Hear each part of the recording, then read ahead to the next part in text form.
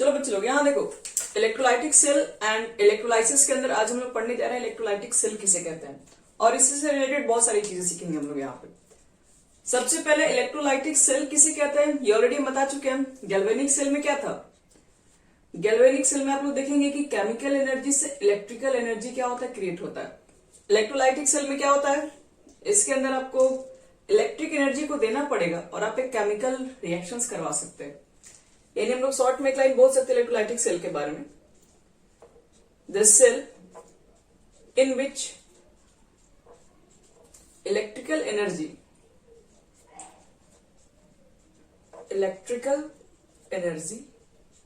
is converted into chemical energy लिख दो।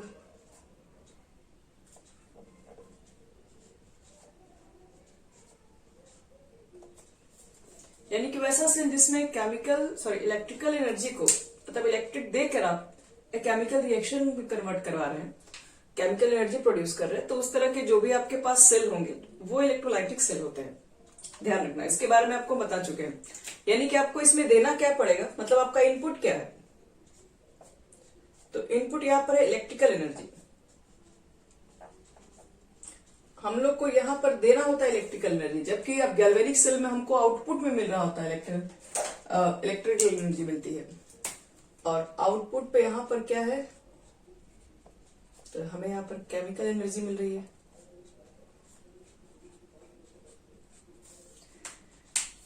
ये चीजें तो हम लोग पढ़ भी चुके हैं। और एक चीज और बताते हैं आपको हम, जो भी इलेक्ट्रोलाइटिक सेल के अंदर जो भी हो रहा होता है वो एक नॉन स्पॉन्टेनियस रिएक्शन है। नॉन स्पॉन्टेनियस क्यों, क्योंकि यहाँ पर हम लोग इलेक्ट्रिक एनर्जी को दे के ही कुछ काम करते हैं। गैल्वेनिक सेल में क्या, ये खुद से केमिकल को इलेक्ट्रिकल में कन्वर्ट हो रहा होता है, तो इसलिए वो स्पॉन्टेनियस था। लेकिन ये आपके पास नॉन स्पॉन्टेनियस रिडॉक्स रिएक्शन होता है, नॉन स्पॉन्टेनियस रिडॉक्स रिएक्शन। पहली बात तो ये, और ये भी चीज आपको बता चुके हैं कि यहाँ पर जो डेल्टा जी की वैल्यू होता है बच्चे लोग, वो क्या हो जाती है, is positive. Gibbs free energy जो है वो पॉजिटिव होती है। क्यों पॉजिटिव होती है, वो इसलिए क्योंकि सिस्टम इस बार खुद वर्क नहीं कर रहा, आप इलेक्ट्रिक एनर्जी सिस्टम के ऊपर दे रहे हैं तब जाके वर्क हो रहा है। तो जब भी सिस्टम के ऊपर आप काम करेंगे तो वहां पे डेल्टा जी की वैल्यू होती है पॉजिटिव। ये चीजें ऑलरेडी हम बता चुके हैं, ठीक है, ये सब चीजें आप लोग जान रहे हैं। तो इलेक्ट्रोलाइटिक सेल क्या है, वैसा सेल जो कि इलेक्ट्रिकल को केमिकल में कन्वर्ट कर रहा होता है, वो इलेक्ट्रोलाइटिक सेल होता है। इनपुट आपका इलेक्ट्रिकल है, आउटपुट आपका केमिकल एनर्जी है, नॉन स्पॉन्टेनियस रिएक्शन है, खुद से स्टार्ट नहीं होगा जब तक इलेक्ट्रिकल एनर्जी इसमें सप्लाई नहीं करोगे। और ये सिस्टम खुद से वर्क जब भी करता है तो इसमें डेल्टा जी की वैल्यू क्या होती है, पॉजिटिव होती है। चलो अब इसके बाद देखते हैं कि इसमें इलेक्ट्रोलाइसिस क्या होगा। इलेक्ट्रोलाइटिक सेल तो हम जान गए क्या होता है। अब देखो इलेक्ट्रोलाइसिस क्या होता है, फिर इसी के ऊपर हम थोड़ा आज बात करेंगे पूरा।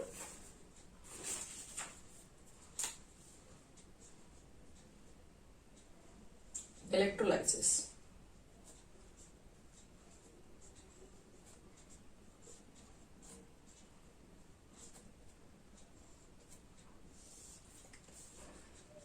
देखो बच्चे लोग इलेक्ट्रोलाइसिस कहते हैं, इलेक्ट्रोलाइसिस एक ऐसा प्रोसेस है जिसमें आपके पास इलेक्ट्रोलाइट को, मतलब आप जब इलेक्ट्रोलाइट की सॉल्यूशन आप लेते हैं उसको आप डिकम्पोज करने के लिए इलेक्ट्रिसिटी पास करते हैं। यानी शॉर्टकट में आप एक लाइन अगर बोलेंगे इसकी डेफिनेशन तो को बता रहे इसमें होता क्या। जैसे मान लो एग्जांपल लेके पहले समझा दे रहे हैं, जैसे मान लो कि आपने इलेक्ट्रोलाइटिक सेल लिया हुआ, इसको इलेक्ट्रोलाइटिक सेल लेंगे, जिस सेल में इलेक्ट्रोलाइसिस करवा रहे होते हैं ना उसको इलेक्ट्रोलाइटिक सेल कहते हैं। ये आपका इलेक्ट्रोलाइटिक सेल है। इसके अंदर क्या बचे लो, मान लो कि आपने इलेक्ट्रोलाइट भरा, जैसे कुछ भी भर सकते हो, मान लो NaCl का, या सपोज करो इसके अंदर आपने इलेक्ट्रोलाइट लिया है Ab, ठीक है, Ab का आपने मोल्टेन किया, जैसे मान लो NaCl है, NaCl को तुम लोग क्या करोगे, NaCl को पूरा एकदम मोल्टेन फॉर्म में ला दो। मोल्टेन फॉर्म में लाने के बाद आप इसके अंदर पुट कर दीजिए, तो आपके पास NaCl एक इलेक्ट्रोलाइट है, क्योंकि इसके अंदर आयंस होते हैं Na+Cl- आयन, इसलिए वो इलेक्ट्रोलाइट होगा। तो इलेक्ट्रोलाइटिक सोल्यूशन यहाँ पर आप भर लीजिए। Ab मान लो मैंने कोई इलेक्ट्रोलाइटिक सोल्यूशन यहाँ भर दिया, Ab भरो, NaCl जो भी आपको एग्जांपल लेना है, और यहाँ पर मैंने कैथोड लगा दिया और यहाँ पर मैंने कैनोड लगा दिया। और आपको बताए थे कि यहाँ पर कैथोड और एनोड की थोड़ी सी कहानी डिफरेंस है, आप चार्ज देख के नहीं बता सकते। आपके पास अगर इलेक्ट्रोलाइटिक सेल है बच्चे लोग, तो ध्यान देना जो कैथोड होगा, कैथोड पर होता है रिडक्शन, वहां पर कैथोड होता था पॉजिटिव प्लेट, यहां पर कैथोड होगा नेगेटिव प्लेट। तो यहां पर देखो आपको क्या करना है, ये दोनों इलेक्ट्रोड को एक बैटरी की तरफ क्या करना, ऐड कर देना है, और एक के ऊपर पॉजिटिव पोटेंशियल दे देना है और एक के ऊपर नेगेटिव पोटेंशियल को दे देना है। तो नेगेटिव वाले को लिख देना है पर कैथोड, इसके ऊपर नेगेटिव चार्ज है, और यहां लिख दे रहे हैं एनोड, इसके ऊपर पॉजिटिव चार्ज है। ये इलेक्ट्रोलाइटिक सेल होता है। और आप क्या करेंगे, इसके अंदर इलेक्ट्रोलाइट भर दिए, NaCl को मोल्टेन फॉर्म में लाके छोड़ दियो, और जैसे इसके अंदर आप इलेक्ट्रिसिटी पास करेंगे, जैसे इसके अंदर बैटरी मान लो ओपन करोगे, इलेक्ट्रिक करंट पास करोगे इसके अंदर, तो पास करने के बाद क्या होगा, ये जो आपके पास इलेक्ट्रोड है पूरी तरीके से नेगेटिव इलेक्ट्रोड बन जाएगा, ये पॉजिटिव इलेक्ट्रोड बन जाएगा। और यहाँ पर जो आप NaCl जो होंगे, जो Na+ होंगे चार्ज, वो जाएंगे माइनस वाले प्लेट पे डिपोजिट हो जाएंगे, और इसके अंदर जो सोडियम प्लस माइनस प्लेट पे जाएगा, यानी कि कैथोड पर जाएगा, और Cl जो माइनस है वो एनोड पर जाएगा। इस तरह से आप क्या कर सकते हैं, इस तरीके से आप NaCl के अंदर Na आयन को अलग कर दो, Cl आयन को अलग कर दिए, तो आपने एक तरीके से केमिकल रिएक्शन ही करवाया, केमिकल रिएक्शन यानी डिकम्पोजिशन करा दिया। डिकम्पोज का मतलब है कि आपने क्या किया, ब्रेक कर दिया, सेपरेट कर दिया आयंस को। तो इसी को प्रोसेस को बोलते हैं हम लोग क्या है, इलेक्ट्रोलाइसिस बोलते हैं। इलेक्ट्रोलाइसिस वास्तव में होता क्या है, देखो इलेक्ट्रोलाइसिस एक ऐसा प्रोसेस है, लेकिन इलेक्ट्रोलाइसिस में be defined as a process of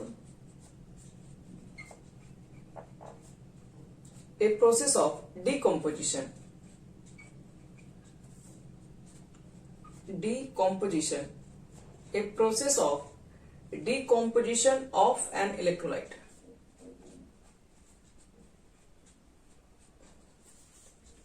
a process of decomposition of an electrolyte by passes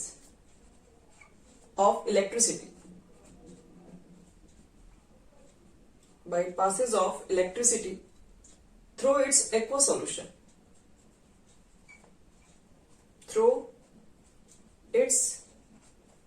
solution, or molten state।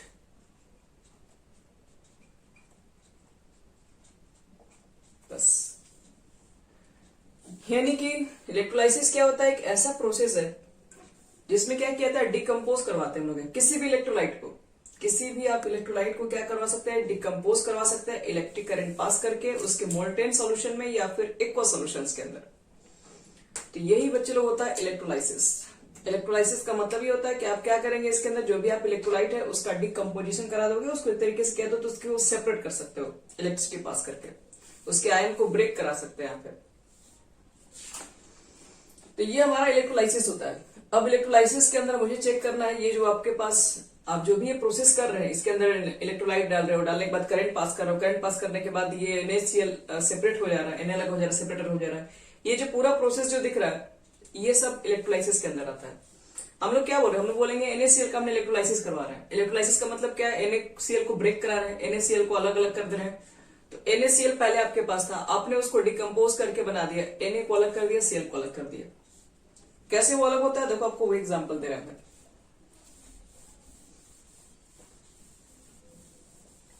जैसे एग्जाम्पल NaCl आप लेके चलिए, ज्यादा आपको अच्छी क्लियर समझ में आ जाएगा। चलो अब समझते हैं इसके अंदर, मान लो कि सबसे पहले मैकेनिज्म बता रहे हैं इलेक्ट्रोलाइसिस की कैसे होती है, मैकेनिज्म क्या, कैसे रिएक्शन होता है।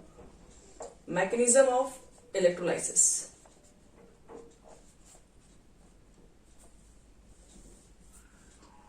समझो इसको ध्यान से।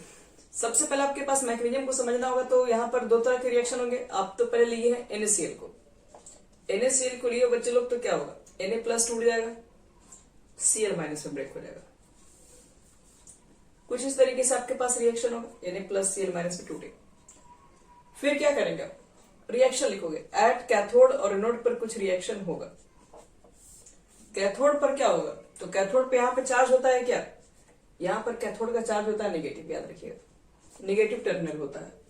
और कैथोड पे आप चार्ज को छोड़िए, बताइए कि कैथोड पर होता है क्या, ऑक्सीडेशन होता है कि रिडक्शन होता है, क्योंकि वो दोनों में सेम होता है, गैल्वेनिक हो चाहे इलेक्ट्रोलाइटिक सेल हो।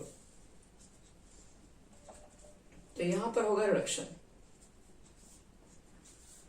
तो बताओ नेगेटिव चार्ज पे कौन डिपॉजिट होगा, तो नेगेटिव चार्ज आपके पास NaCl के इलेक्ट्रोलाइट्स है, इसका मतलब है कि Na+ होगा, Cl- होगा, तो Cl- तो माइनस पे नहीं जाएगा, कैथोड पे जाएगा, सोडियम जाएगा।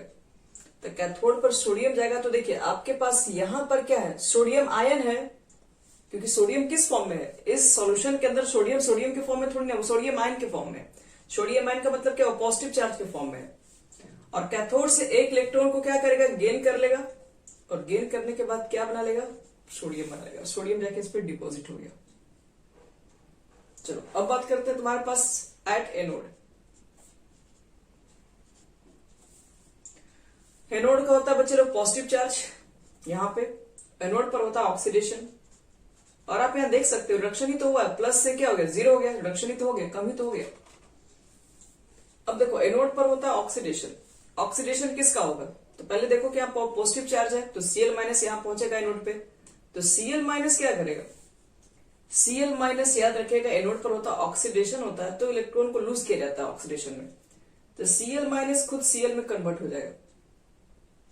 लेकिन अब क्लोरीन एलिमेंट तो नहीं है, तो गैसेस के फॉर्म में, मॉलिक्यूल के फॉर्म में एग्जिस्ट होता है, इसलिए आप दो मॉलिक्यूल्स यहां ले लीजिए, और नहीं तो आप एक और काम कर सकते हैं, यहां पर है Cl2 लिख दो, यहां पर 1/2 कर लो, दोनों कट जाएगा तो Cl बचेगा। तो Cl- से किस में कन्वर्ट हो गया, हाफ Cl2 में कन्वर्ट हो गया, और कितना इलेक्ट्रॉन को लूज कर रहा होगा, तो एक माइनस चार्ज है तो एक इलेक्ट्रॉन को लूज करेगा ये। तो यहां पर देखो माइनस चार्ज से यहां पर Cl2 जीरो के फॉर्म में हो गया, तो चार्ज तो इसका बढ़ गया, जीरो माइनस से जीरो हो गया, तो ये हो गया तुम्हारा ऑक्सीडेशन। और दोनों को अगर हम फाइनली यहां पर ऐड कर दें, तो खुद से देखो जब दोनों को ऐड कर देंगे तो क्या होगा फिर, तो यहां पर देख सकते हैं कि दोनों को ऐड करने पर Na+, देखो यहां पर Na+ है, Cl-, Na+, Cl- है, ये इलेक्ट्रॉन दोनों में कैंसिल हो जाएगा, तो Na+, Cl- तो हो जाएगा आपके पास NaCl, और इधर क्या बचेगा, इधर है सोडियम, इधर क्या है, हाफ Cl2, बाकी तो इलेक्ट्रॉन कट गया आपका। तो देखो तो NaCl आपके पास था, आपने क्या करा दिया, सोडियम को अलग कर दिया, Cl2 को अलग कर दिया, क्या कर दिया, डिकम्पोज कर दिया। डिकम्पोज का मतलब क्या, ब्रेकिंग ही तो कर दिया, अलग अलग ही तो कर दिया।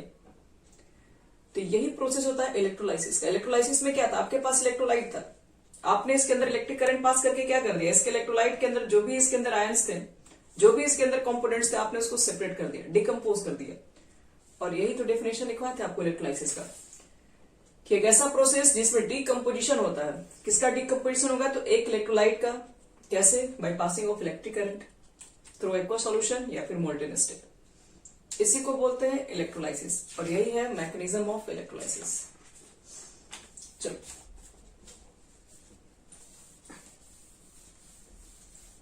अब आपको बताते हैं इसके अंदर इलेक्ट्रोलाइटिक सेल के अंदर और भी हम लोग दो चीजें पढ़नी है इसके अंदर।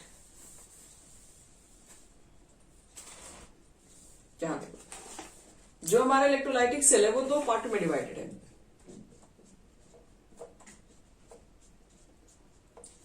इलेक्ट्रोलाइटिक सेल में हम लोग 2 पार्ट में डिवाइड पढ़ेंगे। क्या क्या पढ़ेंगे, तो फर्स्ट पार्ट में हम लोग पढ़ते हैं क्वांटिटेटिव, एक हमारा जो पहला वाला पार्ट है उसमें क्वांटिटेटिव है पढ़ने के लिए हमें, सेकेंड वाला पार्ट है वो क्वालिटेटिव है,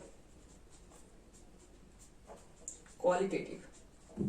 अब क्वांटिटेटिव क्या है, क्वालिटेटिव क्या है, आप उसको हम लोग चेक करेंगे। क्वांटिटेटिव का मतलब क्या होता है बच्चे लोग, क्वांटिटेटिव क्या मतलब ये होता है कि आपके पास कौन ऑक्सीडाइज करेगा, कौन रिड्यूस करेगा, ये चीजें का पता कैसे लगाते हैं, तो जो भी हम लोग इस चीज का पता करते हैं वो क्वालिटेटिव के अंदर, सॉरी क्वांटिटेटिव के अंदर, एक मिनट दोनों सेमी क्या लिख दिया, नहीं वो क्वांटिटेटिव के अंदर आता है, गलत लिख दिया, एक मिनट जाओ, क्वालिटेटिव, और ये होता है क्वांटिटेटिव।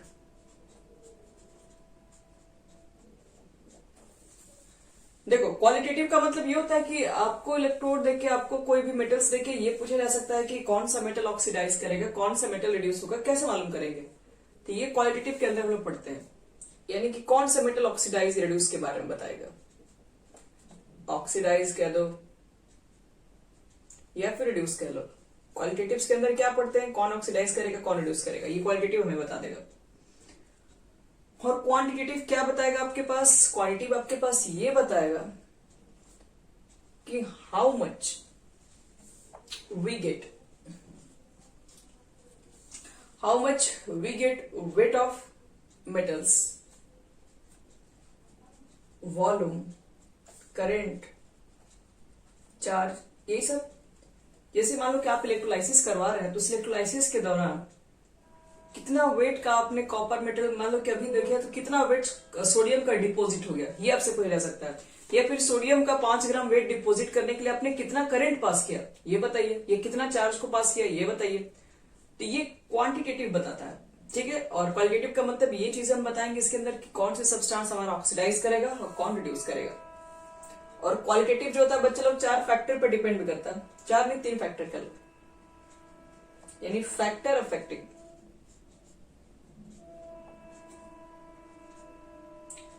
क्वालिटेटिव। तो क्वालिटेटिव जो आपके पास है वो किस किस फैक्टर पर डिपेंड करता है। तो फर्स्ट हम लोग बोलते हैं इलेक्ट्रोलाइट, आप किस तरह के इलेक्ट्रोलाइट ले रहे हैं इसके ऊपर भी डिपेंड करता है। सेकंड, आप किस मीडियम में काम करवा रहे हैं, क्या वो मीडियम मोल्टेन है, क्या वो मीडियम एक्वस है, ये दोनों बातों पर डिपेंड करेगा। थर्ड, इलेक्ट्रोड कैसा है,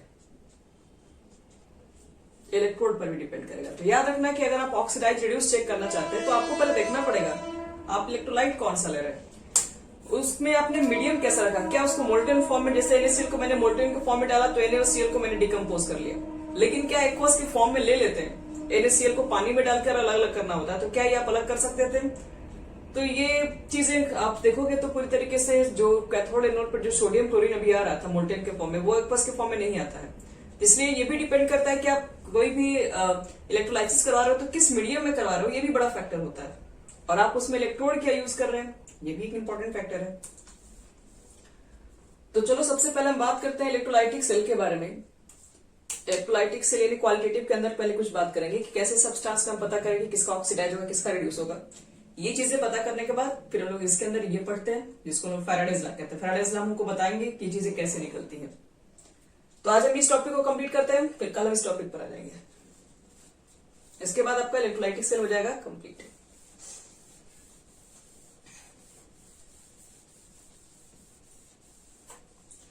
देखो चलो अब यहां पे इसके बाद सबसे पहले इलेक्ट्रोलाइटिक सेल को रिप्रेजेंट कैसे करेंगे, जैसे भी मैंने आपको दिखाया, क्या दिखाया, NaCl मैंने लिया यहाँ पे, NaCl को हमने डिकम्पोज करके आपको दिखा दिए। NaCl स्ट्रॉन्ग इलेक्ट्रोलाइट है, NO को अलग कर दिए थे, 1/2 Cl2 को अलग कर दिए थे, इस तरीके से। तो इलेक्ट्रोलाइसिस हमने देखा, लेकिन अगर मान लो कि मुझे लिखना होगा तो क्या उतना बड़ा रिएक्शन के थ्रू इतना लिख के देखा है या कि इसका भी कोई शॉर्टकट तरीका है, यहां पर भी है रिप्रेजेंटेशन। रिप्रेजेंटेशन किसका, तो ऑफ इलेक्ट्रोलाइटिक सेल। इस तरीके से गैल्वेनिक सेल में था, इस तरह से इलेक्ट्रोलाइटिक सेल में भी है। इलेक्ट्रोलाइटिक सेल देखो कैसे रिप्रेजेंट करते हैं। तो सबसे पहले आप हमेशा की तरह पीछे भी याद कीजिए, बताए थे यहां पर एनोड लिखते हैं और यहां वाले को कैथोड, इधर साइड वाले को। एनोड पर बच्चे लोग हमेशा होता ऑक्सीडेशन, और ऑक्सीडेशन ही रहेगा हमेशा, ये चीजें याद रखिएगा।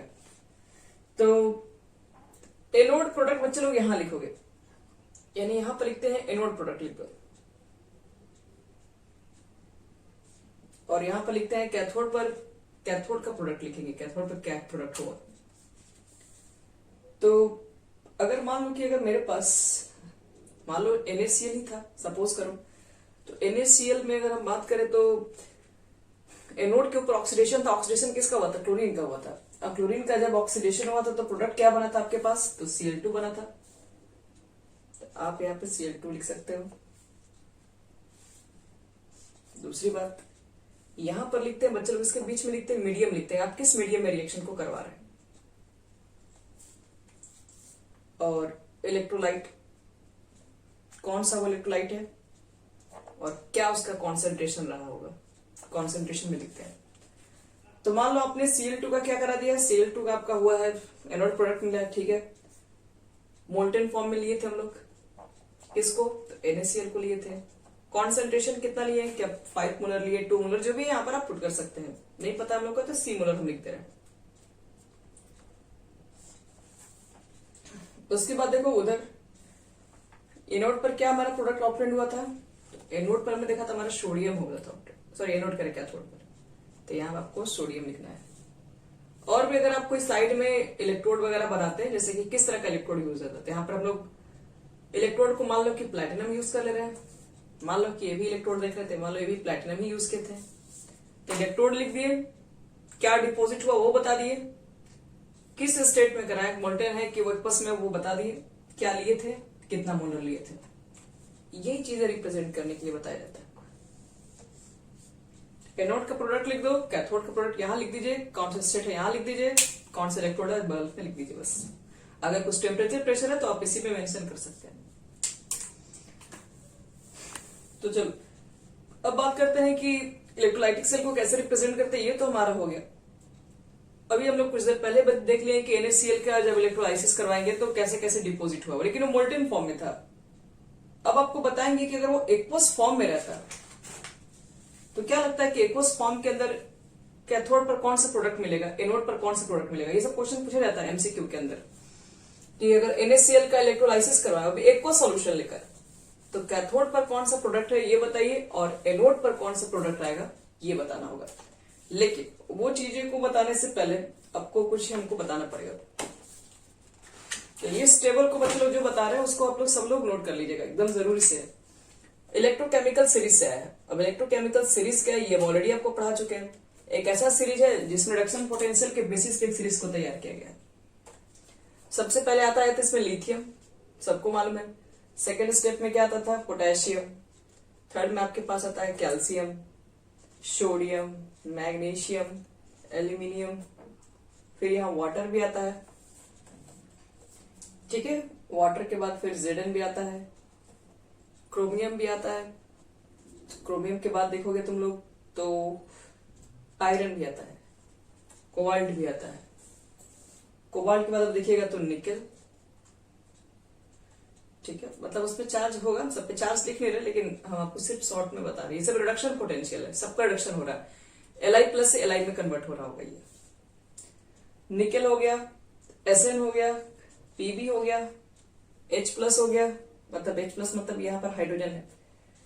Cu+2 हो गया, OH- हो गया आपके पास, Hd हो गया, Ag हो गया, नाइट्रेट हो गया, फिर से एक वाटर मॉलिक्यूल है, Cl- है, सल्फेट है, फ्लोरीन है। तो ये आपके पास पूरा इलेक्ट्रोकेमिकल सीरीज के अंदर दिखाई पड़ जाएगा। ये सब सारे एलिमेंट्स, ये सब है रिडक्शन पोटेंशियल। सबसे ज्यादा रिडक्शन पोटेंशियल चेक करोगे पॉजिटिव तो यही आता है, नेगेटिव में ये है, मतलब सबसे हाईएस्ट रिडक्शन पोटेंशियल है तो इसका रिडक्शन पावर ज्यादा है, तो ये आसानी से ऑक्सीडाइज हो सकता है। इसलिए इसको यूज करते हैं ऑक्सीडाइजिंग एजेंट में। तो अब चेक करते हैं यहाँ पर। तो याद रखो कि यहाँ पर दो बार आप देख रहे हैं वाटर मॉलिक्यूल्स। एक वाटर मॉलिक्यूल्स यहाँ पर है, दूसरा वाटर मॉलिक्यूल्स यहाँ पर है। अभी दोनों के बारे में हम थोड़ा सा एक्सप्लेन करेंगे ये दोनों है क्या। तो इसमें सबसे पहले एक बात आपको ध्यान रखना पड़ेगा, इसमें ऊपर वाला जो भी है वो आसानी से क्या होता है, ऊपर वाला आपको जितने दिखाई दे रहे हैं, क्योंकि हम लोग पढ़ चुके हैं कि जिसका SRP वैल्यू ज्यादा होता है वो हाईली रिड्यूस होता है। बच्चे लोग रिड्यूस होने की उसकी टेंडेंसी ज्यादा होती है, और जिसकी SRP वैल्यू लेस है वो इजिली ऑक्सीडाइज होगा। तो फ्लोरीन की SRP वैल्यू सबसे ज्यादा हाई है, तो फ्लोरीन की SRP वैल्यू अगर ज्यादा है तो वो आसानी से रिड्यूस होगा। और लिथियम की SRP वैल्यू सबसे कम है तो वो आसानी से ऑक्सीडाइज होगा। इसी एक अच्छा रिड्यूसिंग एजेंट है लिथियम, और फ्लोरीन एक अच्छा ऑक्सीडाइजिंग एजेंट है। चलो ऊपर वाला जितने एलिमेंट आपको दिख रहे हैं यहाँ पर, अगर हम पूछें कि lithium, potassium, calcium, sodium, magnesium, aluminium, इसमें से सबसे अच्छा ऑक्सीडाइज कौन होगा, मतलब हम पूछेंगे सबसे पहले एनोड पर कौन पहुंचेगा, क्योंकि एनोड पर होता है बच्चे लोग ऑक्सीडेशन। जैसे मान लो आपने इलेक्ट्रोलाइसिस करवाया है और उसमें मान लो कि दो तरह के आपके पास मेटल्स मिल गए, जैसे मान लो उसमें कैल्शियम भी मिल गया और पोटेशियम भी मिल गया, तो आपसे पूछेंगे कि कैल्शियम भी मिल गया, पोटेशियम भी मिल गया, तो एनोड पर कौन पहुंचेगा, क्योंकि एनोड पर होता है ऑक्सीडेशन। तो पहले किसका ऑक्सीडेशन होगा, पोटेशियम का होगा, क्योंकि पोटेशियम की SRP वैल्यू कम है कैल्शियम से। SRP वैल्यू जितना कम होगा वो आसानी से ऑक्सीडाइज होगा।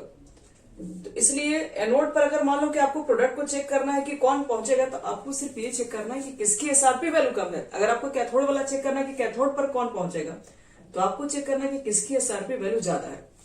लेकिन वोलेटाइल स्टेट में होगा तब। लेकिन अगर उसके अंदर आप वाटर डाल देंगे तो वाटर भी अपना रोल निभाएगा। ये जो तुम्हारा वाटर होता है बच्चे लोग रिडक्शन के लिए है, ये जो वाटर होता है ये होता है ऑक्सीडेशन के लिए।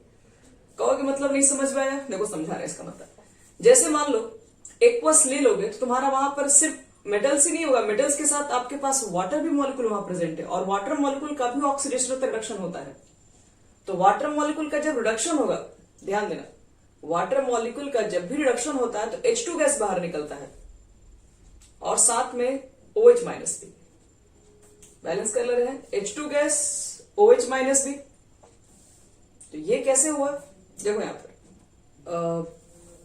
2 माइनस है बच्चे लोग, यहां पर दिख रहा होगा तुम लोग को, तो 2 इलेक्ट्रॉन को यहां पे गेन किया होगा। तो देख लो यहां पर आप ध्यान से चेक कर सकते हैं, यहां पर H2O ने 2 इलेक्ट्रॉन को गेन करके H2 और 2OH माइनस में कन्वर्ट कर लिया। अब देखना अगर यहां पर है तो देखो यहां पर इसका चार्ज -2 है ऑक्सीजन का, यहां पर चार्ज चेक करोगे तो +1 आएगा, यहां पर चार्ज 0 हो गया, तो 1 से 0 में कन्वर्ट हो गया। तो क्या लगता है 1 से 0 में कन्वर्ट हो गया तो मतलब रिडक्शन हो गया। तो यहां पर रिडक्शन हो गया इस वाटर का। तो वाटर के अंदर जब भी रिडक्शन का केस यूज करोगे, मतलब रिडक्शन कहने का मेरा मतलब क्या है, आपको कैथोड पर चेक करना है कि कैथोड पर कौन पहुंचेगा, वाटर पहुंचेगा या वाटर के अलावा आपका कोई दूसरा मेटल भी दिया रहेगा कि वो पहुंचेगा। तो इसमें आप क्या चेक करेंगे, जब भी ऐसा कंडीशन आपको मिले कि वाटर भी मिल जाए और साथ में दूसरा मेटल्स भी मिल जाए, मेटल्स के अलावा और भी चीजें मिल सकती हैं, तो आपको चेक करना पड़ेगा कि किस कंडीशन में किसका रिडक्शन पोटेंशियल क्या है। अगर रिडक्शन पोटेंशियल चेक करें तो आसानी से कौन रिड्यूस हो सकता है। जब भी रिडक्शन के केस में चेक करोगे तो इसका चेक करना। रिडक्शन के केस में याद रखना कि हमेशा हाइड्रोजन गैसेस बाहर निकलती है। और अगर ऑक्सीडेशन के केस में बात करोगे तो ऑक्सीडेशन के केस में याद रखना O2 गैसेस बाहर निकलते हैं, याद रखिएगा O2 गैसेस बाहर निकलेगी। और ऑक्सीडेशन जब भी होता है तो इलेक्ट्रॉन का क्या होता है, लूज होता है, तो यहां से इलेक्ट्रॉन का भी लूज होगा। तो O2 गैसेस को बाहर निकालने के लिए तो पहले तो 2 से मल्टीप्लाई करना पड़ेगा और 4H+, और देख लो H+ है तो इलेक्ट्रॉन को कितना लूज करना पड़ेगा, तो 4+ है, तो न्यूट्रल करने के लिए कम से कम 4 इलेक्ट्रॉन को तो लेना ही पड़ेगा। देख सकते हो यहाँ O के ऊपर -2 था, यहाँ पर O के ऊपर 0 हो गया, -2 से 0 हो गया, बढ़ गया, ऑक्सीडेशन हो गया। तो वाटर का जब भी ऑक्सीडेशन फॉर्म यूज करोगे, ऑक्सीडेशन का मतलब है कि आप वाटर जब भी एनोड के लिए चेक करोगे तो आपको क्या चेक करना है, वहां पर आपको O2 गैसेस बाहर निकलेगी। और वाटर जब रिडक्शन के केस के लिए यूज करोगे तो क्या होगा, H2 गैसेस बाहर निकलेगी। अगर रिडक्शन के केस में 2OH माइनस होता है ये भी याद रखिएगा, और ऑक्सीडेशन के केस में क्या होता है 4H+ भी बाहर निकलता है। बाकी इलेक्ट्रॉन तो प्लस को देख के बैलेंस की, मतलब 4+ है तो 4 माइनस हो गया इलेक्ट्रॉन को लेके, यहाँ पे 2 माइनस है तो इधर भी 2 माइनस लिख दे, दोनों तरफ बैलेंस है। तो अब हम करवाने जा रहे हैं, इसको सब लोग को नोट करना जो बता रहे हैं। अब आपको हम एक्वस NaCl सॉल्यूशन का करवाने जा रहे हैं, क्या, इलेक्ट्रोलाइसिस। और आप खुद से देखिएगा कि डिपोजिट क्या होगा, कैथोड पर क्या डिपोजिट होगा और एनोड पर क्या डिपोजिट होगा। क्योंकि लगता है कि Na और Cl ही आएगा, लेकिन होता कुछ और है, और आप लोग के सामने दिखेगा कि क्या होगा। यहां देखो, liquid electrolysis of aqueous NaCl। चलो इसको थोड़ा ध्यान समझना तुम लोग। इलेक्ट्रोलाइसिस हम करवा रहे हैं एक्वस NaCl, तो एक्वस करा रहे हो NaCl, तो पहले मुझे तुम लोग एक बात बताओ, इसमें एक्वस NaCl के अंदर क्या क्या चीजें प्रेजेंट होंगी। एक्वस NaCl तो सोडियम आयन भी होगा, एक्वस का मतलब वाटर के अंदर NaCl है तो क्या क्या प्रेजेंट होगा, तो सोडियम आयन के फॉर्म में होगा, क्लोरीन आयन के फॉर्म में होगा, और साथ में क्या होगा, वाटर होगा। यही 3 चीजें होगा ना, Na+Cl- वाटर। अब देखो आपके पास हम बता रहे, पूछ रहे आपसे कि बताओ कि आपने इलेक्ट्रोलाइसिस करवाया NaCl का, तो एनोड पर कौन सा प्रोडक्ट मिलेगा। आओ चेक कर लेते हैं एनोड पर क्या मिलेगा। तो पहले एनोड पर कौन सा चार्ज होता है ये बताइए, पॉजिटिव होता है निगेटिव होता है, अपोजिट होता है, याद रखना है। नहीं, इस पर कौन सा चार्ज होगा केवल आप ये बताइए मुझे। एनोड के ऊपर पॉजिटिव या निगेटिव चार्ज होगा, गुड, पॉजिटिव चार्ज होगा, क्योंकि गैल्वेनिक में नेगेटिव होता है तो यहाँ पर पॉजिटिव होगा, अपोजिट होता है। अब पॉजिटिव चार्ज है बच्चे लोग, तो क्या पहुंचेगा यहाँ पर, निगेटिव वाला आएगा सब, यानी कि यहाँ पर आएगा क्लोरीन माइनस और वाटर, और ये दोनों के बीच में होगा तगड़ा कॉम्पिटिशन। कंपटीशन क्या होगा कि कौन पहले पहुंचेगा एनोड पर। तो एनोड पर पहले कौन पहुंचेगा, जिसका ऑक्सीडेशन पहले होगा। तो ऑक्सीडेशन पहले, हाँ, तो आप मुझे बताइए कि एनोड पर कौन, दोनों होगा ना, क्योंकि देखो Cl माइनस भी है, वाटर तो खैर है ही इसके अंदर, तो वाटर तो सबके साथ जाएगा। तो Cl माइनस आपके पास है, वाटर है, तो आप देखो कि दोनों के बीच में तब तगड़ा कंपटीशन होगा। तो आप बताओ कि एनोड पर पहुंचेगा कौन। तो एनोड पर होता है ऑक्सीडेशन। तो ऑक्सीडेशन होने के लिए क्या चेक करें, जिसका एसआरपी वैल्यू कम है। तो देखो, तो Cl माइनस और H2 में एसआरपी वैल्यू कम किसका है। अभी जो आपको डेटा लिखवाए थे, तो इसमें देखो Cl कहां है, ठीक है, और वाटर ये कौन सा वाटर यूज करना है। एनोड पर क्या होता है, ऑक्सीडेशन। देखो, ऑक्सीडेशन वाला वाटर यूज करना है। आपको बताया था कि ऑक्सीडेशन का एक वाटर है और एक वाटर रिडक्शन के लिए यूज करेंगे। तो ऑक्सीडेशन वाला वाटर आप देखिए इधर लिखवाए थे, कहीं मिल गया आप लोगों को कॉपी में।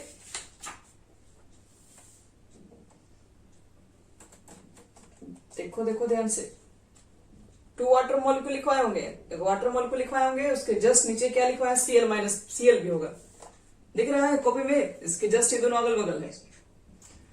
तो यहां पर बताया था कि वाटर ये ऑक्सीडेशन वाला है, तो हमको ऑक्सीडेशन वाला वाटर यूज करना है, तो ये यूज करना पड़ेगा Cl माइनस। बताओ ये दोनों में एसआरपी वैल्यू ज्यादा किसका होगा, वाटर का या Cl का। तो एसआरपी वैल्यू सबसे हाईएस्ट तो फ्लोरीन का है, फिर उससे कम, उससे कम, उससे कम, फिर क्लोरीन का कम है, फिर वाटर का कम है, तो सबसे कम तो H2 का ना हो गया। तो एसआरपी वैल्यू ज्यादा इसका हो गया, उसका कम हो गया। तो एसआरपी वैल्यू बच्चे लोग इसका कम है, तो इसका मतलब है कि जिसका एसआरपी वैल्यू कम है वो तो आसानी से पहुंचेगा कहां पर, एनोड पर, क्योंकि उसका हो जाएगा ऑक्सीडाइज हो जाएगा वो। तो ध्यान रहे, क्लोरीन नहीं पहुंचेगा एनोड पे, एनोड पे पहले वाटर मॉलिक्यूल ही आ जाएगा। यानी कि क्या हो जाएगा यहां पर, अगर बच्चे लोग वाटर का ऑक्सीडेशन हो जाएगा पहले, क्योंकि एसआरपी वैल्यू वाटर का कम है, तो वाटर पहले पहुंच जाएगा एनोड के ऊपर। अब वाटर पहले पहुंच जाएगा एनोड के ऊपर, तो यहाँ पर एनोड पर क्या बोलते हैं, ऑक्सीडेशन, और ऑक्सीडेशन के दौरान क्या बोले थे, यहाँ पर क्या बाहर निकलेगा, O2। तो 2 से बैलेंस करने की बोले थे, O2 लिख दोगे, फिर क्या बताते हैं इसमें 4H प्लस लिखेंगे और 4 इलेक्ट्रॉन को बाहर निकालेंगे।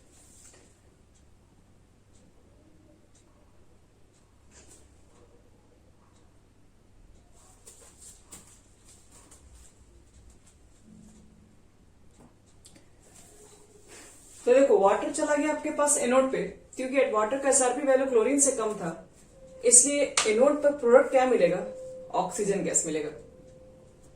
चलो अब बात करते हैं कैथोड पे। कैथोड पे चार्ज होता है बच्चे लोग नेगेटिव। कैथोड पर क्या होता है, रिडक्शन। अब आप मुझे ये बताइए कि कैथोड पर पहुंचेगा कौन, नेगेटिव प्लेट है तो कौन देके पहुंचेगा, सोडियम वाटर। सोडियम वाटर में कैथोड पर कौन डिपॉजिट होगा, क्या सोडियम होगा कि वाटर फिर से जाएगा। तो पहले चेक करो कि हमको रिडक्शन करवाना है, तो चेक करना है दोनों में एसआरपी वैल्यू ज्यादा किसका है, क्या वाटर का एसआरपी वैल्यू ज्यादा है या सोडियम का एसआरपी वैल्यू ज्यादा है। कहां से चेक करेंगे, तो देखो वाटर का करवाना रिडक्शन, आपको बताया था वाटर दो केसेस के लिए दिखाए थे, तो वाटर चेक करो रिडक्शन वाला, और सोडियम देखो, बताओ दोनों के केसेस में एसआरपी वैल्यू किसका ज्यादा दिख रहा है, वाटर का या सोडियम का। सोडियम का एसआरपी वैल्यू ज्यादा है, चेक करो बच्चे लोग एक बार अच्छे से। सोडियम का एसआरपी वैल्यू मतलब सोडियम कहां होगा, ऊपर में होगा, ठीक है, और वाटर नीचे में है कि नहीं, बताइए। हाँ, तो इसका मतलब है कि जैसे आप नीचे जाओगे वैसे एसआरपी वैल्यू बढ़ता है, ऊपर जाने पर एसआरपी वैल्यू घटता है। तो वाटर का एसआरपी वैल्यू इससे तो ज्यादा हो जाएगा ना, क्योंकि इससे नीचे है ये 2-3 स्टेप। नीचे जाने पर बच्चे लोग एसआरपी वैल्यू बढ़ती है, तो हमें क्या करना है, रिडक्शन चेक करना है। रिडक्शन के लिए एसआरपी वैल्यू ज्यादा चेक करना है, किसका एसआरपी वैल्यू ज्यादा है, तो वाटर का एसआरपी वैल्यू कहीं ज्यादा है सोडियम से। तो एसआरपी वैल्यू जब वाटर का ज्यादा है, तो इसका मतलब है कि कैथोड पर वाटर ही पहुंच जाएगा और वाटर का ही होगा रिडक्शन। तो वाटर जब रिडक्शन करता है तो किस फॉर्म में करता है, तो बताए थे कि वाटर का जब भी रिडक्शन होगा तो यहां पर वो H2 के फॉर्म में बाहर निकलता है, और साथ में H प्लस के फॉर्म में भी बाहर निकलता है। तो कितना बताए थे यहाँ पर, OH माइनस के फॉर्म में। तो यहाँ 2 लगा दो तो ऑक्सीजन हो जाएगा, और यहाँ बैलेंस करने के लिए बोले तो 2 इलेक्ट्रॉन यहां से गेन करना पड़ता है रिडक्शन के थ्रू। तो देखिए, अगर आपसे फाइनल पूछा जाए कि बताओ तब कैथोड प्रोडक्ट क्या है, एनोड प्रोडक्ट क्या है, आपको सिर्फ प्रोडक्ट बताना है। यहां हम लिख दे रहे हैं प्रोडक्ट, यहां पर है कैथोड और यहां पर एनोड। तब बताओ इलेक्ट्रोलाइसिस करवाया हम NaCl का, एक्वस NaCl का, कैथोड पर क्या मिला हमें, H2 गैस। एनोड पर हमें क्या मिला, ऑक्सीजन गैस। और आपने क्या डाला था, NaCl डाला था। तो देखो तो ध्यान से क्या दिख रहा है इसमें, NaCl में ना सोडियम दिख रहा है ना क्लोरीन दिख रहा है, हाइड्रोजन आ रहा है और ऑक्सीजन आ जा रहा है। इसलिए कभी भी अगर आपको NaCl को, Na और Cl को सेपरेट करना है, Na को अलग करना है, Cl को अलग करना है, तो आप अक्सर बुक में पढ़े होंगे कि हमेशा वहां पर मोल्टेन लिया जाता है। अगर मोल्टेन अगर हम लोग नहीं ले उसके अंदर, ध्यान रखिएगा, अगर मोल्टेन फॉर्म नहीं लिया जाए तो आप देख रहे हैं क्या प्रोडक्ट मिलेगा आपको, सोडियम अलग ही नहीं होगा। सोडियम और क्लोरीन तो अभी भी सॉल्यूशन के अंदर ही है, हाइड्रोजन गैसेस अलग हो गया और ऑक्सीजन गैसेस अलग हो गया। तो ये हमारा क्या था, ये हमारा इलेक्ट्रोलाइसिस ऑफ NaCl था। तो याद रखो, एक्वस सॉल्यूशन क्वेश्चन जब भी दिए तो आप उसको अच्छे से पढ़ के आंसर दीजिए। अगर वो एक्वस लिखा है तो आपका प्रोडक्ट चेंज हो जाएगा, अगर मोल्टेन फॉर्म में लिखा है तो वहां पे सोडियम क्लोरीन तो डिपोजिट हो जाएगा, एक्वस होगा तो हाइड्रोजन गैसेस और ऑक्सीजन गैसेस डिपोजिट हो जाएगा।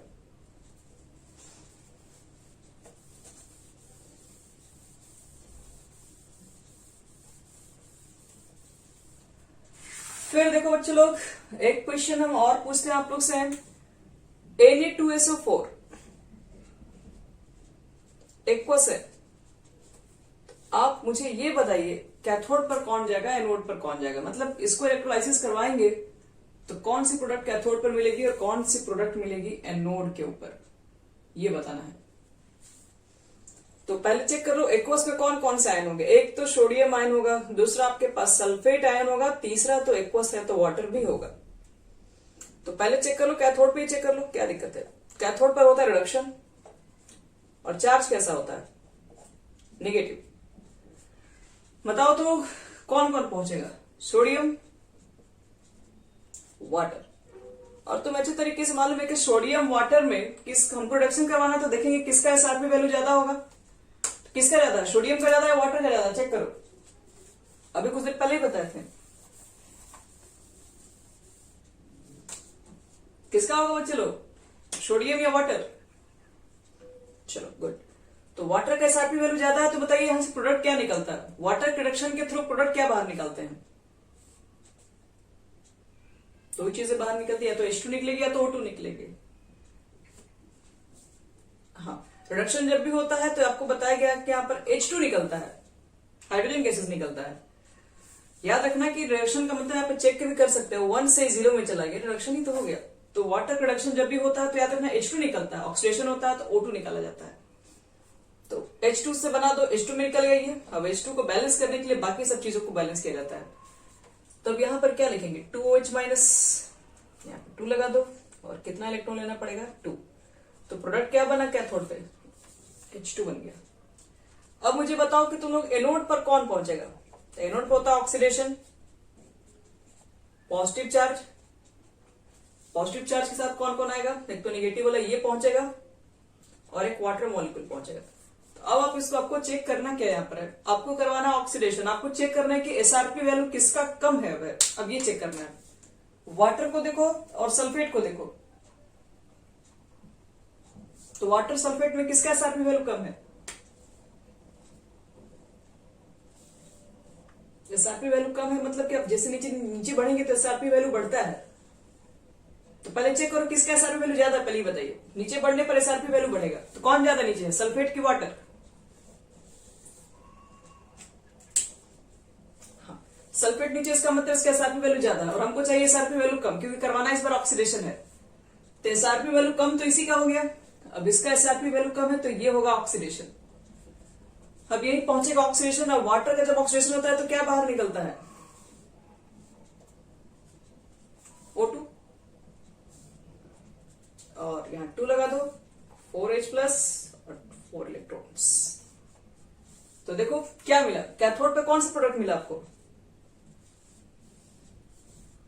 Hydrogen gas. एनोड पर कौन सा प्रोडक्ट मिला? Oxygen gas. तो अच्छे तरीके से आप देख सकते हैं इस चीज के अंदर कि आप इलेक्ट्रोलाइसिस करवाने गए थे Na2SO4 का, ना सोडियम मिला ना कुछ सल्फेट जैसा कुछ चीज मिला, हमको क्या मिल गया? Hydrogen gases, oxygen gases. इसीलिए कहा जाता है कि मीडियम पे बहुत डिपेंड करता है कि आप किस तरह का मीडियम लेके चल रहे हैं। एक्वस ले लिए, सोडियम कहाँ है पता नहीं, सब सोल्यूशन नहीं रहेगा। फिर देखो तुम लोग को बता रहे हैं, ये तो हो गया। और एक लास्ट आपको इलेक्ट्रोलाइसिस बता दें कॉपर सल्फेट का। बस यहां पर हम जितने इलेक्ट्रोड लिए सबके सब इनर्ट इलेक्ट्रोड लेके चल रहे हैं, मतलब प्लैटिनम के इलेक्ट्रोड लेके चलो, वो ज्यादा इनर्ट नहीं माना जाता है।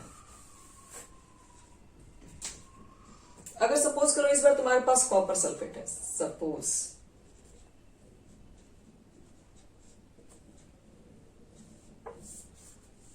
और यहां पर इसमें दो केसेस बात करेंगे, एक तो है प्लैटिनम के इलेक्ट्रोड्स और एक कॉपर इलेक्ट्रोड, दो केसेस बात करेंगे। दोनों में आपको दिखाई पड़ेगा कि क्या डिफरेंस है। तो देखो, अगर कॉपर सल्फेट है तुम्हारे पास तो कौन कौन से आयन है? Cu2+, SO4-, वाटर, तीन चीजें हैं। चलो बात करेंगे पहले किसके ऊपर? एनोड।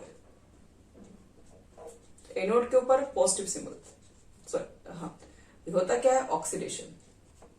तो मुझे क्या चेक करना? पॉजिटिव के लिए कौन कौन पहुंचेगा? एक तो सल्फेट आयन होगा और एक वाटर। चेक क्या करना है? ऑक्सीडेशन कराना। तो एसआरपी वैल्यू किसकी कम है? पहले आप चेक कर लो किसकी ज्यादा एसआरपी वैल्यू है, सल्फेट का या वाटर का?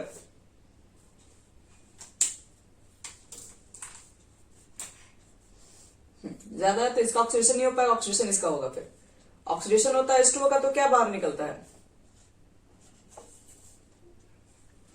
O2 बाहर निकाल दीजिए। बाकी बच्चे लोग को 4H+ 4 इलेक्ट्रॉन्स। चलिए, एनोड प्रोडक्ट हमको मिल गया, O2 मिलेगा। अब बात करते हैं कैथोड पे कौन सा प्रोडक्ट मिलेगा। कैथोड पर हो गया नेगेटिव सिंबल, करवाएंगे। एनोड पर होता है, सॉरी रिडक्शन होता है।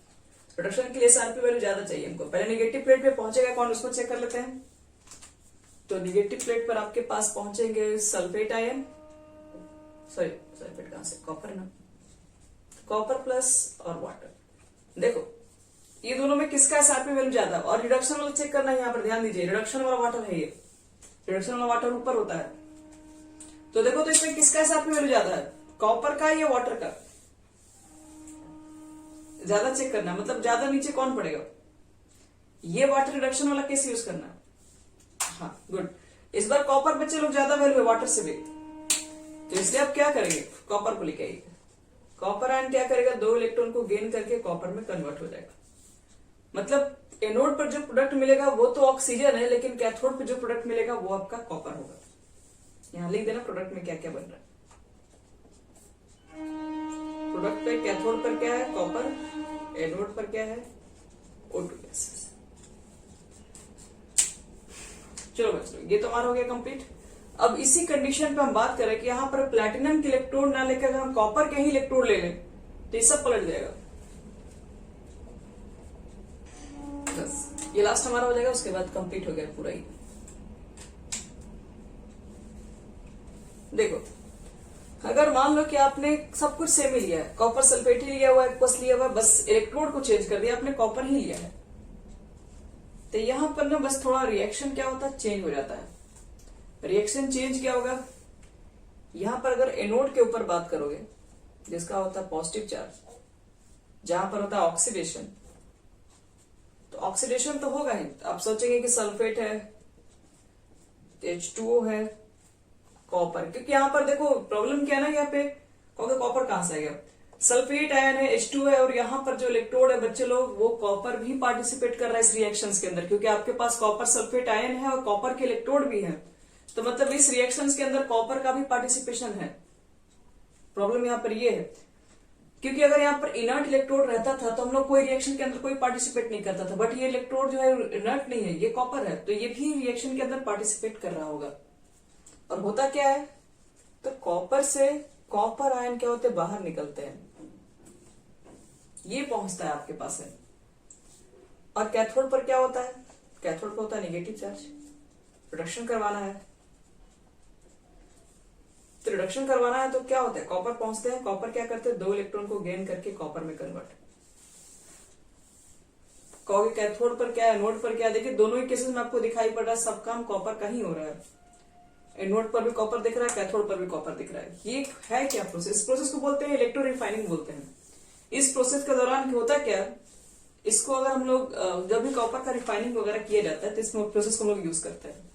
देखो इसमें एक्चुअल होता क्या है वो समझा रहा है। तुम्हारे पास कॉपर को मान लो कि प्योर करना है, इम्प्योर कॉपर है, तो इम्प्योर कॉपर को प्योर करने के लिए क्या करोगे, एक मोटा सा रड लेके आओगे इम्प्योर कॉपर का। इम्प्योर कॉपर का मतलब क्या, इसके अंदर कॉपर भी है और भी चीजें यहाँ प्रेजेंट रहती हैं। और एक एकदम पतला सा रड ले लो जिसमें प्योर कॉपर है, इसमें सिर्फ कॉपर है, इसको इलेक्ट्रिसिटी से कंबाइन कर दो। प्योर जो आपके पास जो इम्प्योर कॉपर होगा, ध्यान रखना उसके ऊपर आपके पास पॉजिटिव प्लेट देना, और ये हो गया नेगेटिव प्लेट भी देना। पॉजिटिव प्लेट यानी एनोड यानी कैथोड। तो देखो बच्चों लोग, जैसे इसके अंदर आप इलेक्ट्रिक करंट पास करेंगे तो यहां से Cu जो होगा वो Cu2+ के फॉर्म में बाहर निकलेगा। इसके अंदर से जो प्योर कॉपर है वो कॉपर +2 आयन के फॉर्म में बाहर निकल रहा होगा, Cu2+, और सोल्यूशन में पहले से क्या प्रेजेंट है, आप कॉपर सल्फेट के आयन लिए तो कॉपर आयन होगा पहले से सोल्यूशन में, और सल्फेट आयन होगा सोल्यूशन के अंदर। ये दो आयन प्रेजेंट होंगे पहले से, और आपके पास कॉपर के नंबर क्या हो रहे हैं, लगातार इस पे बढ़ रहे हैं। कॉपर यहां से निकल के देखो एनोड पर क्या हो रहा है, एनोड पर आपके पास इम्प्योर कॉपर था जिसके अंदर प्योर कॉपर क्या होगा, सोल्यूशन में आ जाएगा। तो मतलब हुआ क्या, एनोड पर हुआ ऑक्सीडेशन, Cu किस में कन्वर्ट हो रहा है, Cu2+ में कन्वर्ट हो रहा है, 2 इलेक्ट्रॉन को लूज करके। Cu2+ कहां पे आ रहा है, सोल्यूशन में आ रहा है। फिर कैथोड पर क्या हो रहा है, तो कैथोड पर वो क्या रहा है कि जो सोल्यूशन में जो Cu2+ आयन आ रहा है वो 2 इलेक्ट्रॉन को गेन कर रहा है यहां से, और जाके डिपोजिट हो रहा है कैथोड पर। तो यही यहां से कॉपर निकल के फिर यहाँ पे जाके डिपोजिट होंगे। इस दौरान होता क्या है कि जितना इम्प्योर कॉपर था इसके मतलब जितना इम्प्योर ये रड था, सारे कॉपर प्योर वाले बाहर निकल जाएंगे, इम्प्योरिटीज इसी के अंदर रह जाएगी, और जितने कॉपर से इस सॉल्यूशन में आ जाएंगे सारे कॉपर फिर यहाँ जाके डिपोजिट हो जाएंगे। कुछ समय के बाद ये रड बहुत पतला हो जाएगा और यहाँ पे सारे कॉपर जाके बैठ जाएंगे, तो ये रड काफी मोटा हो जाता है यहाँ पे। और ये फाइनली होता क्या है, कॉपर के रिफाइनिंग में, जैसे कि आप मेटलर्जी चैप्टर पढ़ोगे तो आपको समझ में आया कि आपको इम्प्योर कॉपर को कैसे प्योर करेंगे, तो इसको इलेक्ट्रो रिफाइनिंग मेथड कहते हैं।